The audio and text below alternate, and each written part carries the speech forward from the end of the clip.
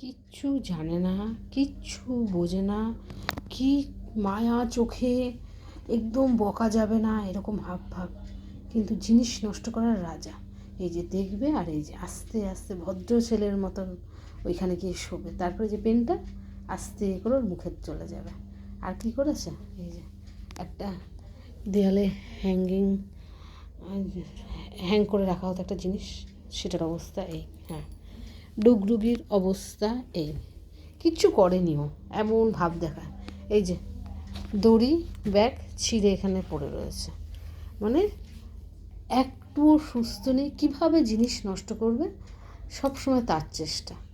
আর কেউ আসলে দেখো চুপ, কিচ্ছু জানে না, কিছু করেই নি, এরকম একটা হাব ভাব।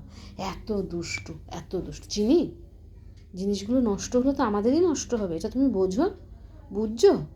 একটু শান্ত হও না, এখন একটু তো রেস্ট নিতে পারো, অনেক কিছু তো নষ্ট করে ফেলেছ। সত্যি বাবা, একে নিয়ে আমি আর পেরে উঠছি না।